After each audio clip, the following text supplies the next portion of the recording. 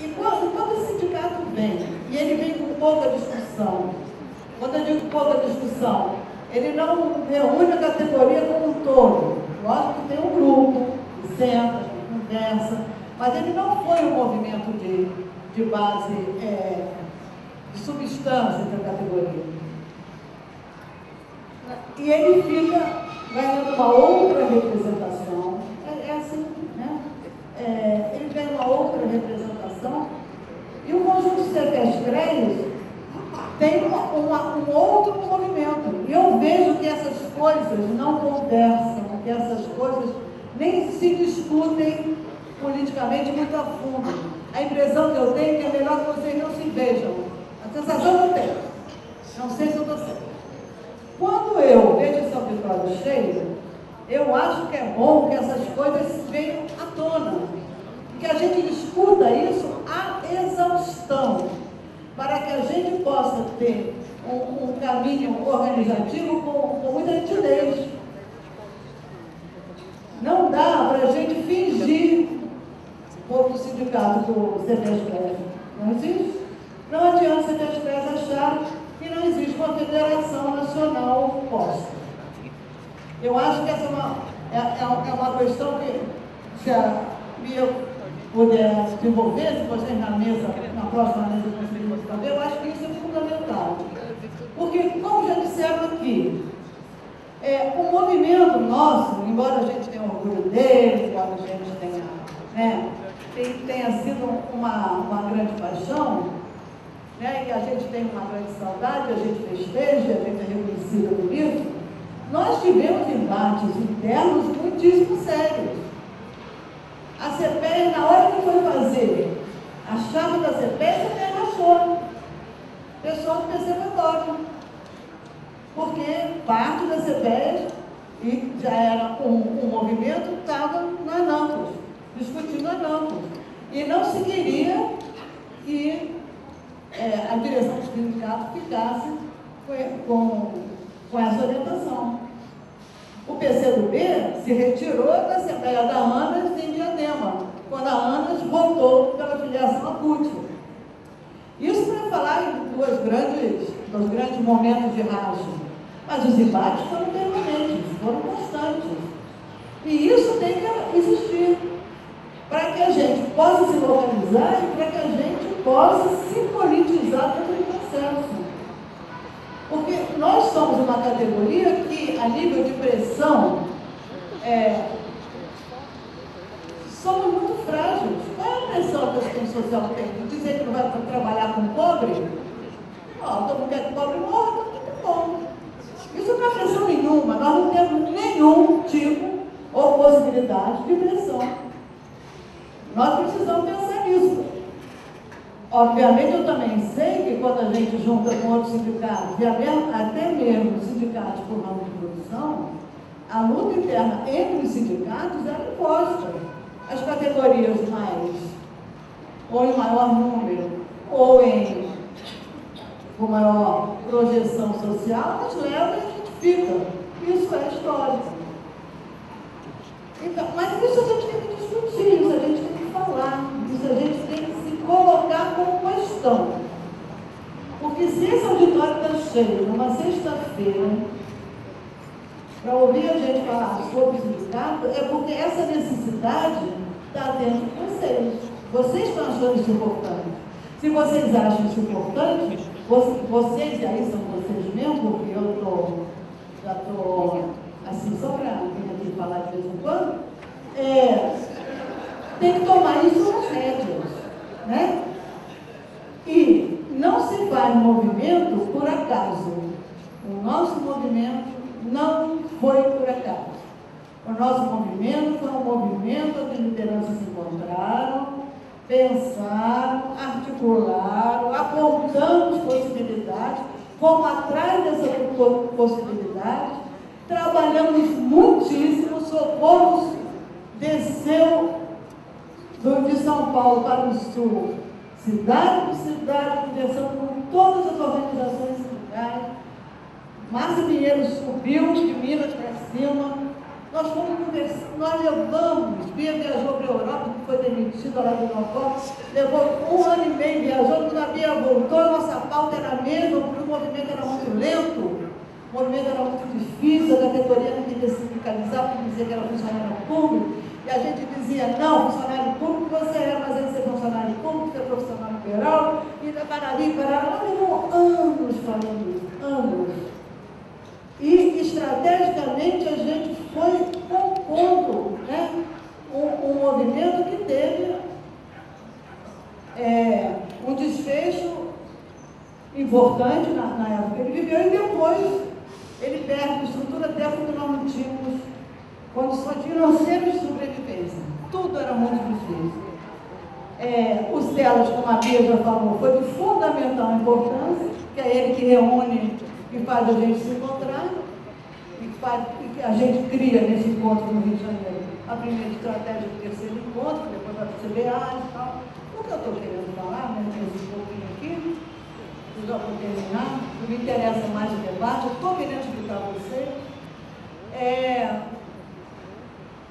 que existiu uma estratégia, existiu uma liderança, existiu uma vontade de fazer isso acontecer. O grupo do sindicato teve uma vontade de fazer um sindicato. E fez. Ele hoje é uma realidade. Ignorar isso é bobagem. Bobagem. Discorda dele, vai lá para dentro e arrebenta tudo. Onde? Permite, vai para sul, apenas. Mas isso tem que ser um movimento da categoria como toda. E não se pode ter medo da discussão, ter medo do embate, porque isso faz parte do jogo político. E isso faz com que a gente se mostre, que a gente se veja, que a gente se entenda. A impressão que eu tenho que a categoria hoje precisa se entender o que ela quer a nível da sua organização, da sua luta e da sua trajetória, a nível político. É isso, obrigada.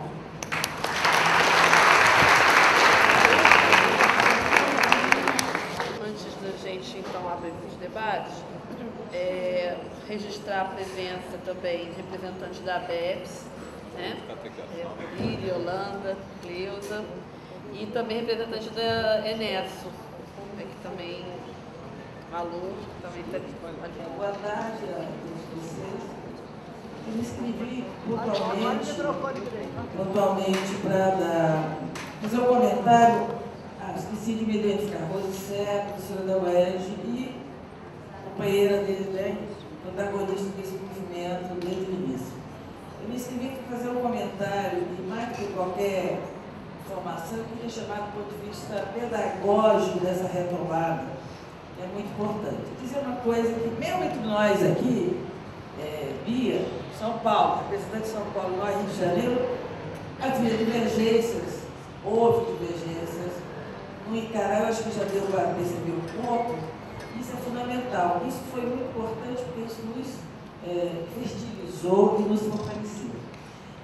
Por exemplo, eu comentava aqui com a Conceição, né, que é a nossa companheira, vamos comentar as lutas aí.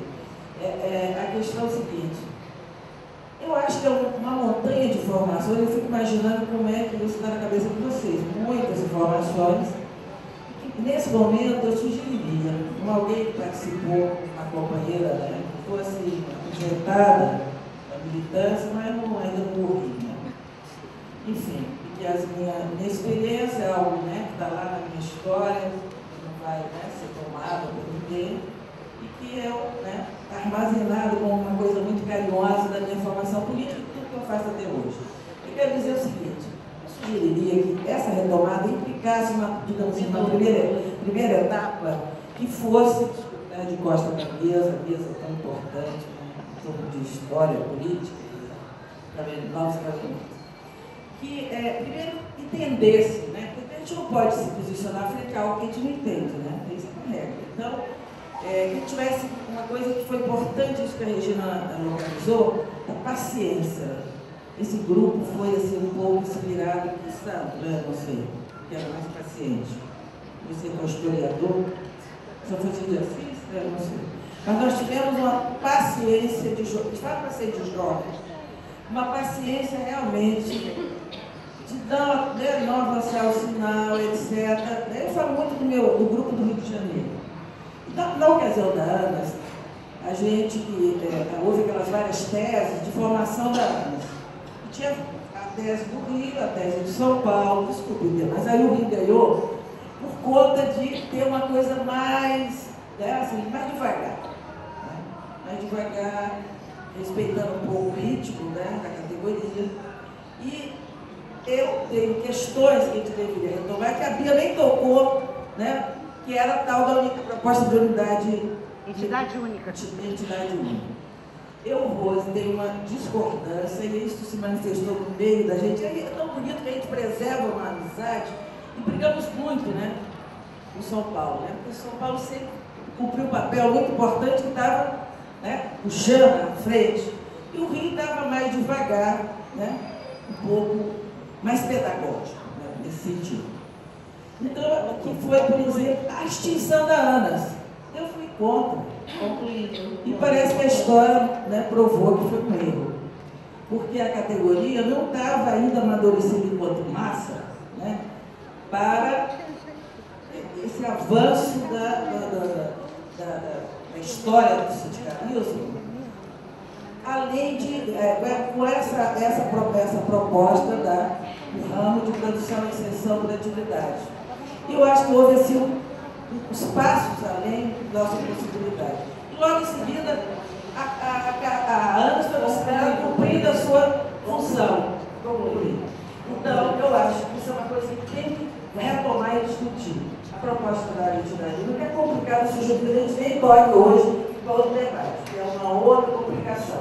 Mas a extinção da ANAS, eu acho que ela deve começar a discussão hoje. Eu acho que é um equívoco de momento. E a história mostrou que foi.